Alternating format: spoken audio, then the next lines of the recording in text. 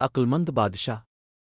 بہت عرصہ پہلے ایک دور افتادہ ریاست میں یہ روایت تھی کہ ہر سال نیا بادشاہ منتخب کیا جاتا جو شخص تخت نشین ہوتا وہ ایک معاہدے پر دستخط کرتا کہ سال کے اختتام پر اسے بادشاہت سے سبکدوش ہونا پڑے گا اور پھر اسے ایک سنسان جزیرے پر تنہا چھوڑ دیا جائے گا جہاں سے واپسی کا کوئی امکان نہیں تھا۔ جیسے ہی کسی بادشاہ کی مدت پوری ہوتی اسے شاہی لباس پہنایا جاتا، ہاتھی پر سوار کر کے شہر کا آخری دورہ کروایا جاتا اور پھر اسے جزیرے کی سمت روانہ کر دیا جاتا۔ ایسے ہی ایک موقع پر جب رعایا اپنے پرانے بادشاہ کو جزیرے پر چھوڑ کر لوٹ رہی تھی، راستے میں انہیں ایک نوجوان ملا جو ایک تباہ شدہ کشتی سے بسلامت بچ نکلا تھا۔ چونکہ اگلا بادشاہ منتخب کرنا تھا تو عوام نے اسے تخت نشین ہونے کی دعوت دی۔ پہلے تو وہ نوجوان جھجکا مگر حالات سے سمجھوتا کرتے ہوئے 1 سال کے لیے بادشاہ بننے پر آمادہ ہو گیا۔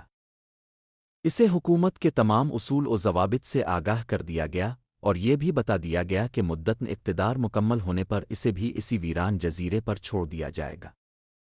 بادشاہ بننے کے تیسرے دن ہی اس نوجوان نے اپنے وزیر سے درخواست کی کہ اسے وہ جزیرہ دکھایا جائے جہاں ماضی کے بادشاہوں کو چھوڑا جاتا رہا ہے۔ بادشاہ کی خواہش کے مطابق ایک خصوصی قافلہ روانہ ہوا۔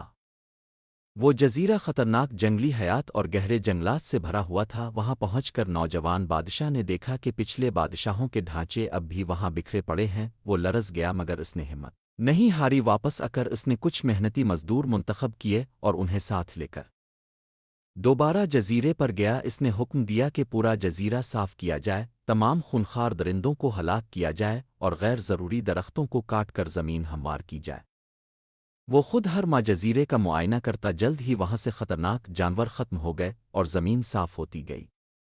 دوسرے مہینے سے جزیرے پر خوبصورت باغات بنائے گئے، مختلف قسم کے پالتو جانور وہاں منتقل کیے گئے۔ تیسرے مہینے میں اس نے عظیم الشان محل تعمیر کروایا اور ایک بندرگاہ بھی قائم کی۔ وقت کے ساتھ ساتھ وہ سنسان جزیرہ ایک حسین و شاداب بستی میں بدلنے لگا۔